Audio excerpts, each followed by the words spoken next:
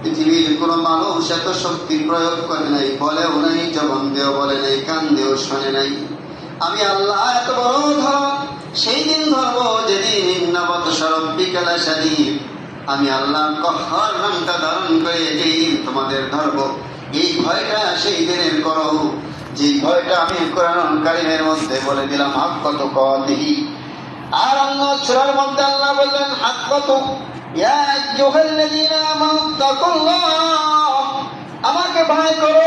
আমার আল্লাহ বললেন আমাকে ভয় করো। পৃথিবীর কোন মানুষ, পৃথিবীর কোন দানব, পৃথিবীর কোন সাপ, পৃথিবীর কোন জন্তু দেখে ভয় পাইলেও পাইতে পারি, কিন্তু এর চাইতেও লক্ষ কোটি গুণে ভয় আমার আল্লাহকে করতে হবে। বলুন সুবহানাল্লাহ। হাজার গুণে ভয় করতে হবে। এরপর আল্লাহ পাক বলে দিলেন হাক্কাতু কাতিহি ওয়াত্তাকুল্লাহ ওয়াবতাগু ইলাইহিল ওয়াসিলা। আর ওসিলা খোঁজো, ওসিলা তালাশ করো। ওসিলা মানে মাধ্যম। কি ওসিলা মানে? মাধ্যম। ওসিলা মানে সংযুক্ত। ওসিলা মানে একটার সাথে আরেকটা সম্পৃক্ত, একটার সাথে আরেকটা চেইন যাকে বলা হয়, একটার সাথে আরেকটা লাগানো, এর নাম হলো ওসিলা। এর নাম হলো সম্পৃক্ত, সংযুক্ত, এর নাম হলো মাধ্যম। আমার আল্লাহ বলেছেন ওসিলা খোঁজো। রুহুল মানি আল্লামা নুসি রাহমাতুল্লাহ আলাইহি তাফসীরে রুহুল মানির মধ্যে কথাগুলো বর্ণনা করতে গিয়ে বলেন الرسول لا يحصل إلا من وسيلة وهي علماء الحقيقة والمشايخ والطريق لا يتحصل. سبحان الله. তাফসীরে রুহুল মানি আল্লামা নুসি রাহমাতুল্লাহ আলাইহি এই আয়াতের ব্যাখ্যা করতে গিয়ে বললেন ওসিলা হলো ভালো কাজ। নবীগণ আল্লামাউল হাকিকা, সত্য উলামাগণ, বলুন না সুবহানাল্লাহ। হাক্কানি উলামাগণ, যারা সত্যের পথে আছে, ন্যায়ের পথে আছে। আর ওসিলা হলো মাশায়েখ, পীর মাশায়েখ, সুবহানাল্লাহ না। আর ওসিলা হলো তরিক, সত্য রাস্তা, বলুন সুবহানাল্লাহ। আর ওসিলা আসছিলু, এটা ছাড়া ওসিলা হবে না। সরাসরি তাফসীরের মধ্যে কথা। এই তাফসীরে রুহুল মানি আল্লামা নুসি রাহমাতুল্লাহ আলাইহি এমন একজন তাফসীর করো যার কথা পৃথিবীর কোন ইতিহাস এখনো ওরকম কোন ভুল করতে পারেনি। সুবহানাল্লাহ না। আমরা আপনি কি এখন বর্তমান যুগে কত মানুষ, কত আলেম আছি, কত ফতোয়া দাবি করি, কিন্তু একটা তাফসীর কিতাব ওই আল্লামা Jalaluddin Suyuti, Jalaluddin জামপুরি, Ruhul Amin, আল্লামা আলুসি, আল্লামা সুয়ুতী, এই যে তাফসীর লিখেছেন আল্লামা, তাফসীরে বাগাবী, তাফসীরে কাকি, তাফসীরে মাযহারি, তাফসীরে কাশফি, যত রকম তাফসীর আছে, সমস্ত তাফসীরে যারা লেখক ছিলেন ওদের চুল সম পরিমাণ আলেম বা আমরা হতে পারছি, এর কোনো প্রমাণ করতে পারছি না। আর আমরা ওই সব তাফসীর ভুল করতে যাবো, ভুল ধরতে যাবো।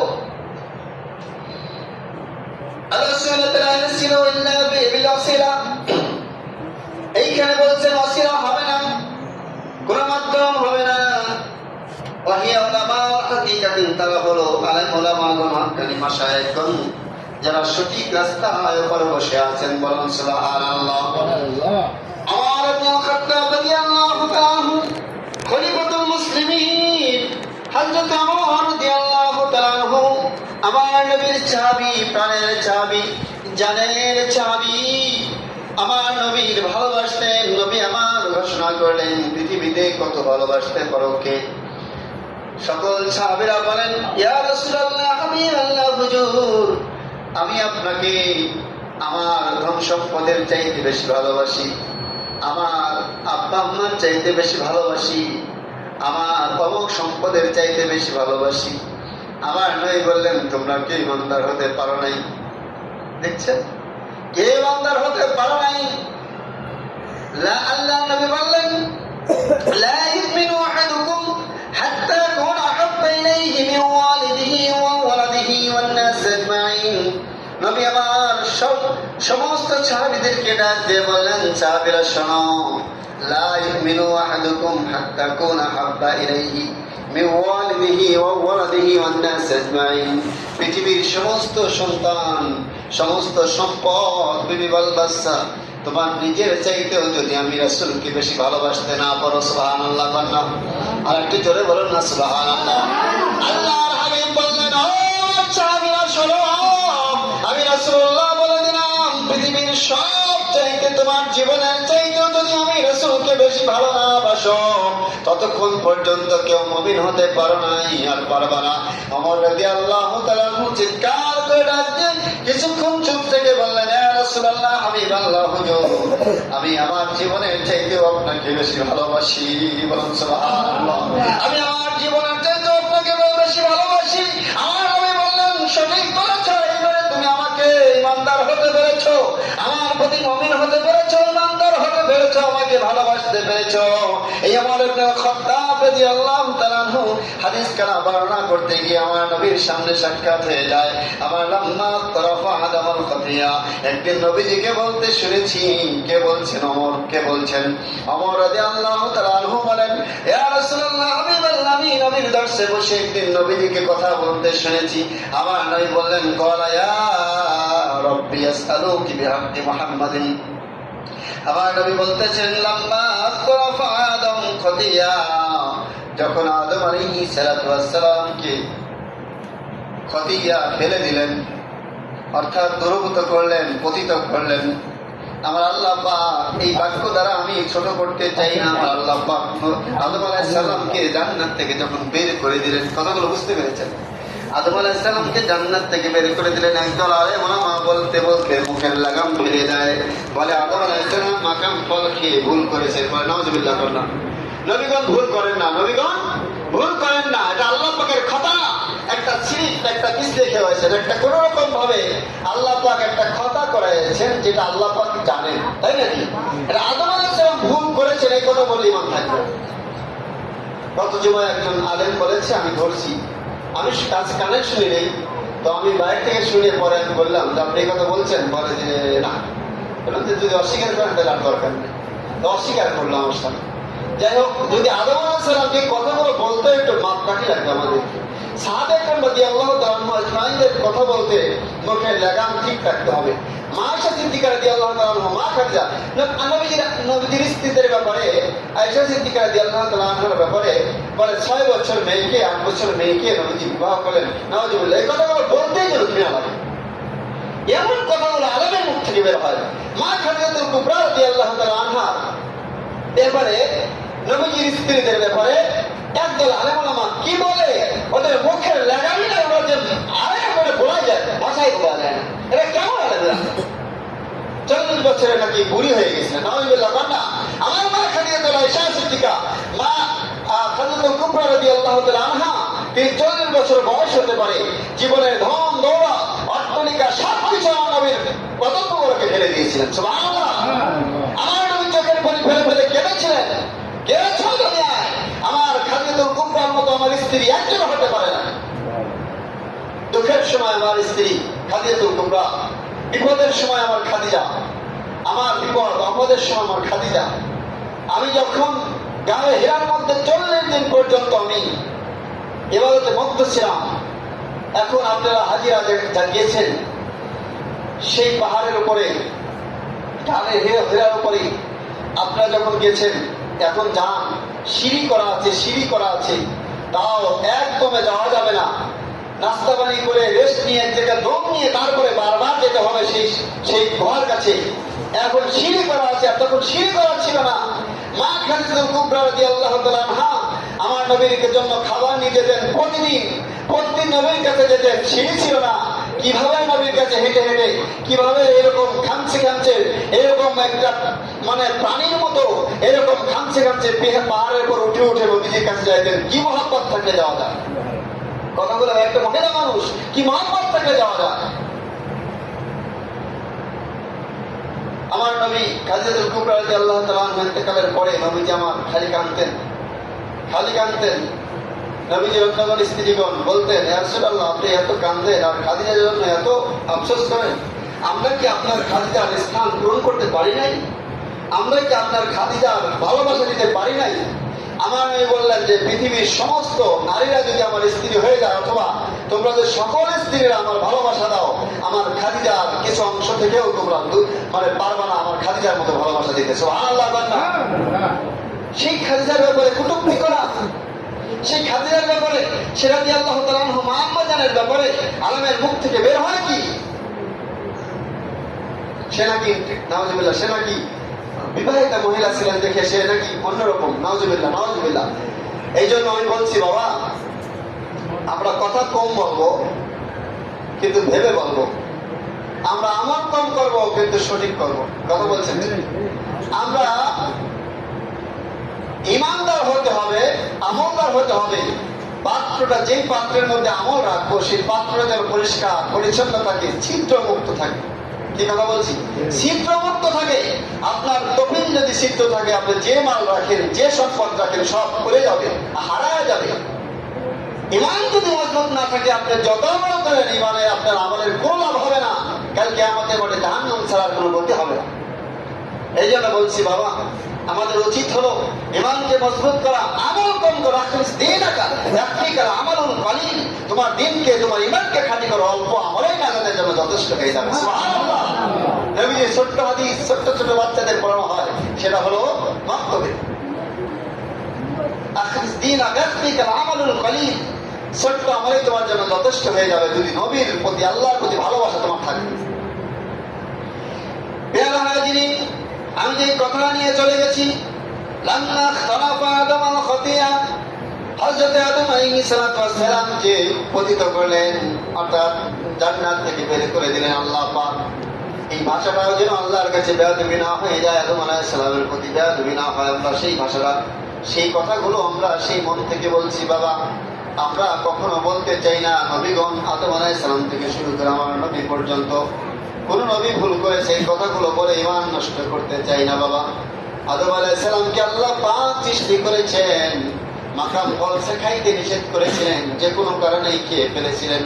এটা ওসিলায় দুনিয়া তৈরি হবে, ওসিলায় আমরা দুনিয়া আসবো, সেই কথাটাই প্রথমে আয়াত দ্বারা আমি প্রমাণ করে দিয়েছি। আল্লাহ পাক হযরত আদম আলাইহিস সালামকে বললেন তুমি দুনিয়ায় চলে যাও।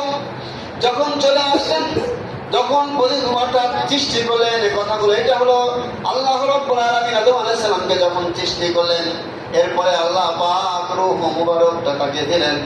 তখন অন্তরের মধ্যে, দেহের মধ্যে রূহ মুবারক দিলেন আল্লাহ পাক।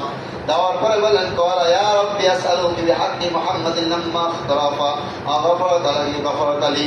যখন এরকম ভাবে ক্রমান্বয়ে যখন আদম আলাইহিস সালামকে বললেন তুমি ওই গাছের নিকটে যেও না, খেও না, ওই ফলটা হযরত মা হাওয়া আলাইহিস সালাতু ওয়াস সালামের প্রলোভনে পড়ে হোক আর শয়তানের প্রলোভন, মা আলাইহিস সালাম বললেন মহিলারা নরম হয়ে যায়, অনেক অল্প কথায় তুষ্ট হয়ে যায়, নরম হয়ে যায়। এই জন্য মা আলাইহিস সালাম শয়তানের কথায় মুক্ত হয়ে যায়। মা বাবা আদম আলাইহিস সালামকে মাকাম ফল খাওয়ানোর জন্য চেষ্টা করলেন। যখন মুখের মধ্যে ঢুকাই দিলেন কৌশলে বা বিভিন্ন কথায় ভালোবাসা দিয়ে, আদম আলাইহিস সালাম যখন মুখের মধ্যে ঢুকাই নিলেন, মুখের মধ্যে ঢুকানো নেওয়ার পরে আদম আলাইহিস সালামের মনে পড়ে যায়, হায় রে, আমার আল্লাহ পাক বলেছিলেন যে ওই গাছের নিকটে যেও না, ওই গাছের ফলগুলো খেও না। যখন এই কথা মনে পড়ে যায়, আদম আলাইহিস সালাম গলাকে চিপে ধরেছিলেন, এইরকম ভাবে এমন ভাবে চিপে ধরেছিলেন, আপনারা প্রত্যেকেই গলার নিচে তাকিয়ে দেখেন হাড্ডিগুলো ভাঙা। হযরত আদম আলাইহিস সালামের সেই ভাঙার হাড্ডিটা আল্লাহ পাক ভালোবেসে আমাদের গলার মধ্যে সেট করে দিয়েছেন। এই হাড্ডিগুলো ভাঙা আমাদের আদম আলাইহিস সালাম টিপে ধরা গলা, নিজের গলা। সর্বশেষ কথা হলো আমার আল্লাহ পাকের কাছে কাঁদতে লাগলেন, কাঁদতে লাগলেন, কাঁদতে লাগলেন, কাঁদতে লাগলেন। হঠাৎ মনে পড়ে যায় যখন আদম আলাইহিস সালামকে সৃষ্টি করে রূহ মুবারকটা তার দেহের মধ্যে দিয়ে আসমানের দিকে তাকিয়েছিলেন, সেই দিন দেখেছিলেন হযরত আদম আলাইহিস সালাম আল্লাহর আসমানের উপরে একজনের নামটা দেখেছিলেন। তার নামটা কি জানা আছে? আমার আপনার নবীর নাম মুহাম্মদ রাসূলুল্লাহ সাল্লাল্লাহু আলাইহি ওয়াসাল্লামের নামটা আসমানে দেখলেন। সেই কথাটা থাক, এখানে বললেন যে ইয়া রাব্বি আসআলুকা বিহাক্কি মুহাম্মাদিন লিমা গাফারাতা লি। ও আল্লাহ, আমি ভুল করেছি, আমি অন্যায় করেছি। আমরা প্রত্যেকেই বলি আমরা ভুল করেছি, আমরা প্রত্যেকেই বলি আমরা অন্যায় করেছি। এটা আদম আলাইহিস সালামের খাসলাত। আদম আলাইহিস সালাম আল্লাহর কাছে বললেন আল্লাহ আমি নফসের প্রতি জুলুম করেছি, নিজেই বলেছেন। এটা আমরা বললে বেয়াদবি হবে, নবীদের ব্যাপারে আমরা বললে বেয়াদবি হবে, কিন্তু আদম আলাইহিস সালাম নিজের ব্যাপারে নিজে বলেছেন এটা আমি বলছি। আদম আলাইহিস সালাম বললেন আল্লাহ আমি ভুল করেছি, আমি ভুল করেছি। আপনার নাম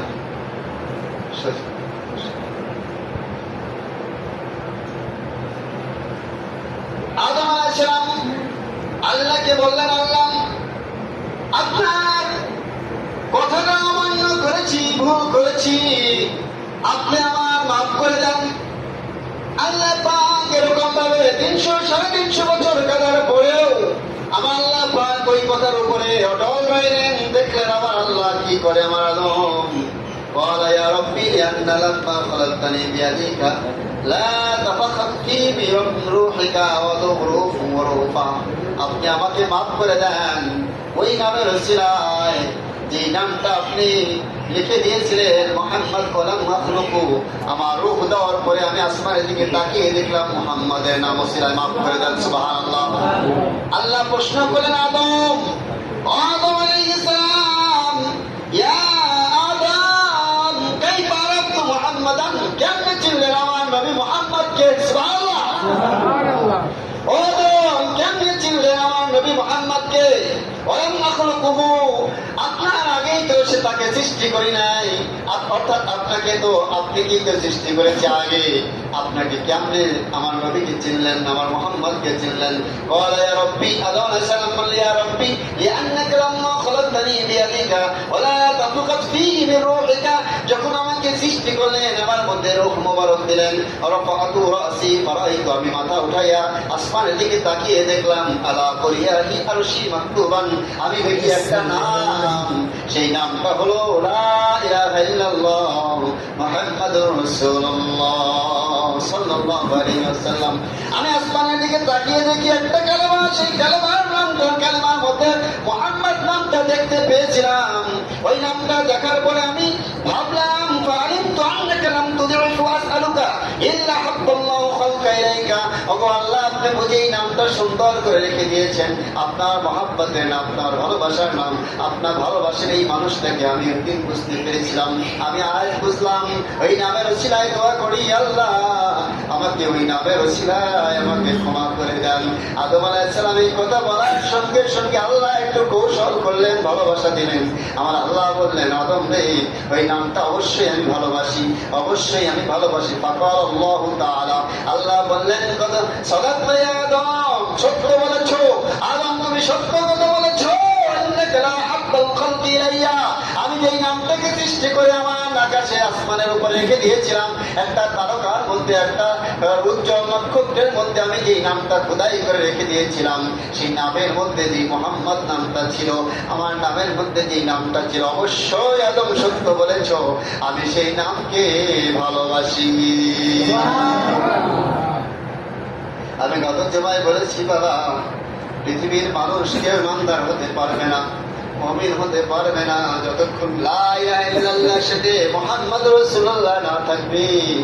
লা ইলাহা ইল্লাল্লাহ বললেই, মুহাম্মদ রাসূলুল্লাহ না বললে আপনি ইমানদার হতে পারবেন না। গত জমায় কথাগুলো বলেছি, আর বলতে চাই না। আল্লাহর হাবিব বলেন, আদম আলাইহিস সালাম বলেন, আল্লাহ আপনি এই কথাগুলো যদি আপনার এই নামটা ভালো লাগে, এই নামের ওসিলায় আমাকে মাফ করে দেন। উযুইনি বিহামদি ফাকাদ গফারতু লাক, আমার আল্লাহ বললেন, সত্যই বলেছ আদম, আমি ওই নামের ওসিলায়, আমার দয়ার নবীর ওসিলায় আমি আদম তোমাকে মাফ করে দিলাম। ওয়ালা মুহাম্মাদিন মা খালাকতুকা, আমি আল্লাহরে বলে দিলাম, আদম শোনো শোনো, তুমি হতো না, পৃথিবীর কোনো কিছু হতো না, আমি আল্লাহ বলে দিলাম ওই নামটা, ওই মুহাম্মদ সাল্লাল্লাহু আলাইহি ওয়াসাল্লামকে আমি যদি আল্লাহ পাক সৃষ্টি না করতাম, তাহলে তুমি আদম ও দুনিয়ায় আসতা না, কিছুই দুনিয়ায় হতো না। এই কথাটাও সেই দিন বলে দিলেন আল্লাহ পাক। সুবহানাল্লাহ। আমার আল্লাহ বললেন, আদম সেদিন আমি আল্লাহ যদি আমার নবীকে সৃষ্টি না করতাম, কি পৃথিবীতে কোনো কিছু সৃষ্টি করতাম না। আমি কথাগুলো কেন বললাম, অবতাকি ইলাইহি ওসিলা, এই কথার উপরে আয়াত কেনার উপরে হাদিস কেন নিয়ে এসেছি। আমার আল্লাহ পাক ওসিলা কেন তালাশ করলেন?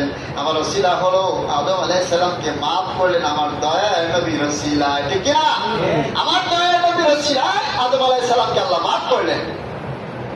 এই পৃথিবীতে এমন কিছু নেই, এমন কোন জিনিস নেই, কোন ওসিলা ছাড়া পৃথিবীতে আগমন করেছে, পৃথিবীতে তৈরি হয়েছে, পৃথিবীতে আসছে, আপনার পরিশ্রমে আপনার ফসল হয়েছে, পানির শেষে, সার বিষে এবং অনেক যত্নের মাধ্যমে আপনাকে ফসল দিয়েছেন আল্লাহ, ঠিক কিনা?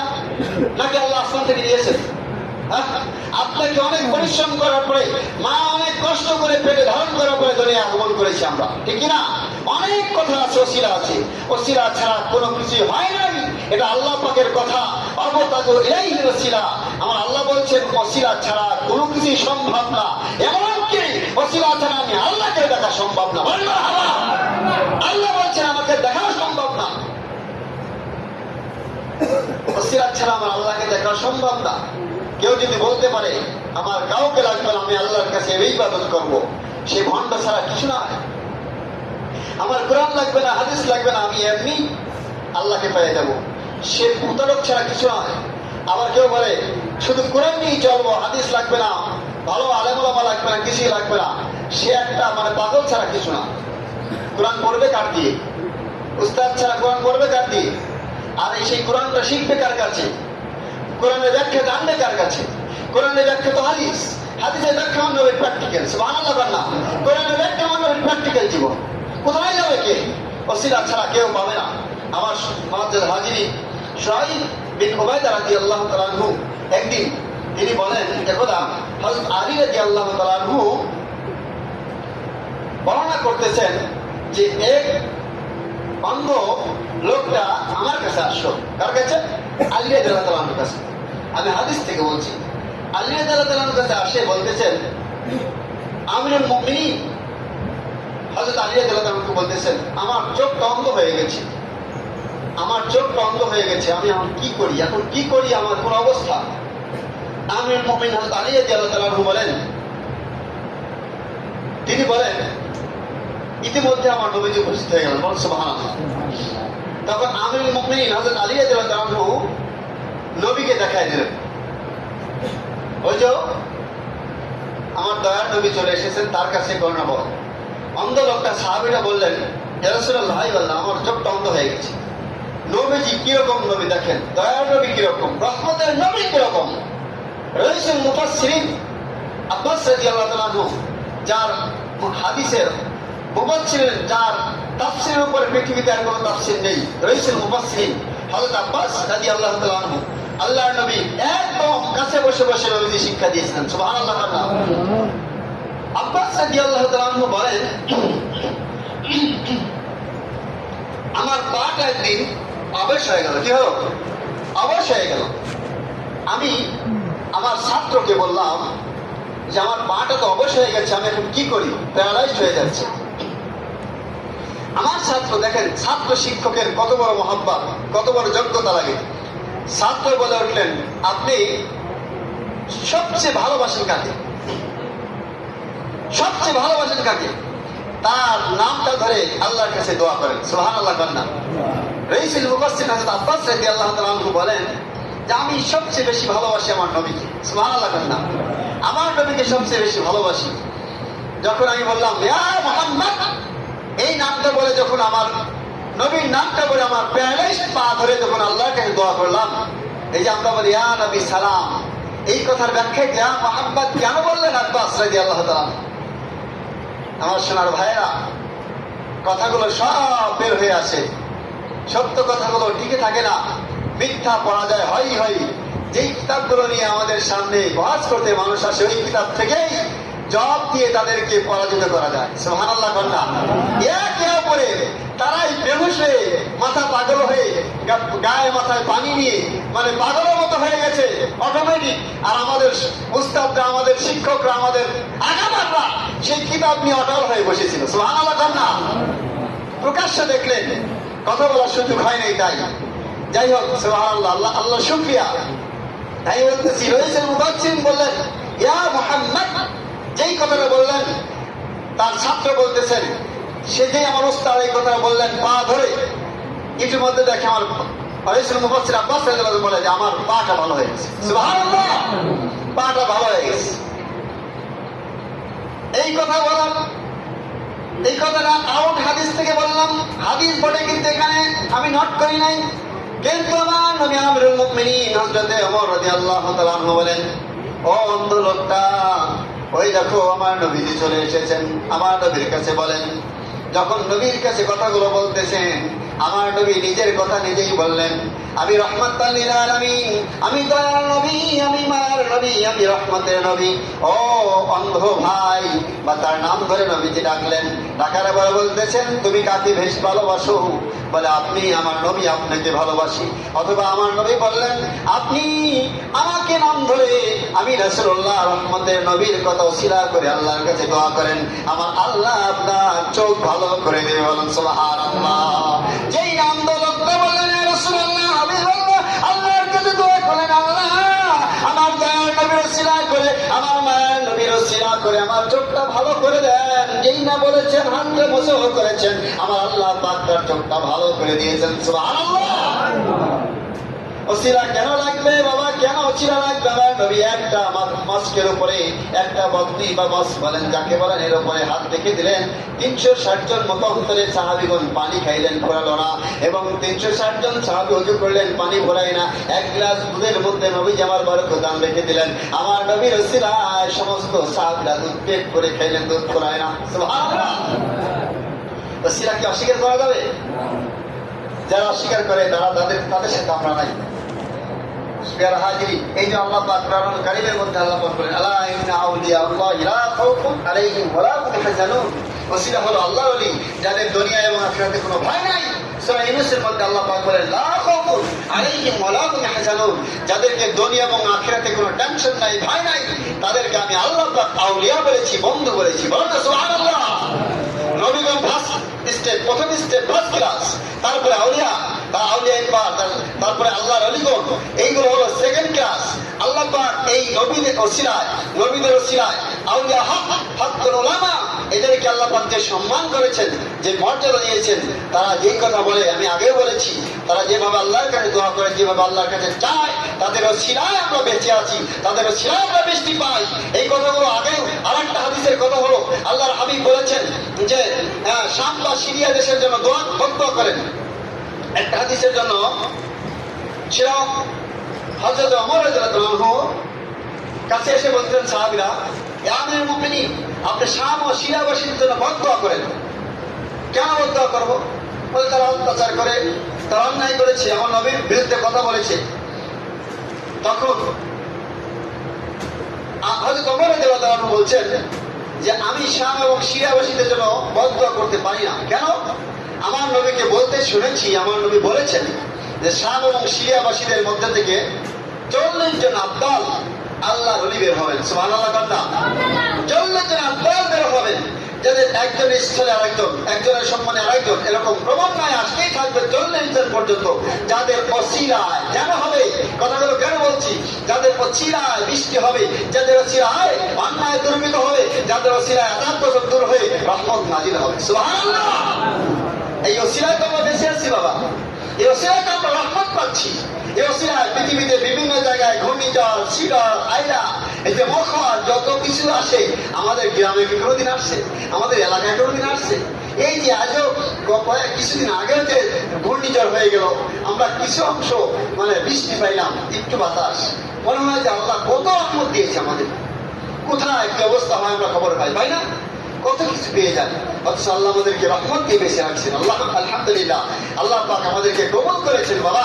এই জন্য বলছি, আল্লাহ পাকের কাছে দোয়া করতে হবে, ইমানকে খালি করতে হবে, আর ওসিলা তালাশ করতে হবে। আল্লাহ কোন ওসিলা আমাকে মাফ করবেন, আল্লাহ কোন ওসিলা আমাকে রহমত দিবেন, আল্লাহ কোন ওসিলা আমাদেরকে কবুল করবেন। আমি আপনাদেরকে আবারও বলছি, গত জুমায় বলেছি, আপনারা কুরবানি থেকে বঞ্চিত হবেন না। যার সংসার সুস্থ হয়ে পরিচালনা করছেন, তার উপরে কুরবানি ওয়াজিব, আর বেশি কথা বলার দরকার নেই। যার সংসার সুস্থভাবে পরিচালনা করছেন, তার উপরে কুরবানি ওয়াজিব। আপনাকে একবারে কোটিপতি হওয়া লাগবে। আমি আবারও বলছি, কুরবানি দেওয়ার জন্য প্রস্তুতি হন, পরামর্শ করেন, বিবি বাচ্চার সাথে পরামর্শ করেন।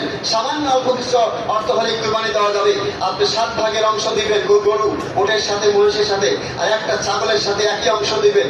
আপনি একই নিয়ত করে আল্লাহর কাছে খালেস নিয়ত করে কুরবানি দিবেন। যার সংসার সুস্থভাবে পরিচালনা করছেন, তার উপরে কুরবানি ওয়াজিব। 50 থেকে 60,000 টাকা কার কাছে নাই, এবং সারা বছর টাকা লাগবে না।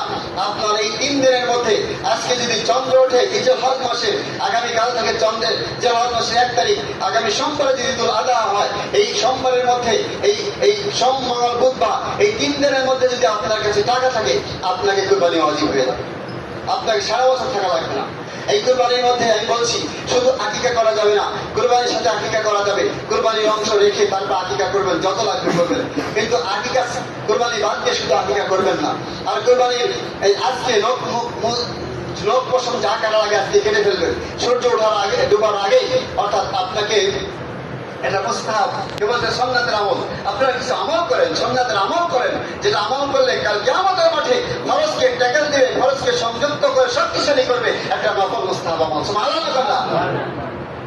কথায় কথা আসে, একটা কুকুরও যদি কাল কিয়ামতের মাঠে, কোরআনের কথা, হাদিসের কথা, কাল কিয়ামতের মাঠে আপনি আমি যখন এনফসি এনফসি করে দৌড় পারবো, কোন কিতাবের মধ্যে আসছে একটা কুকুর একটা সওয়াব দিবে, কাউকে একটা সওয়াব দিবে, সওয়াব দিবে, বলবে তুমি এত দূর পারছো কেন?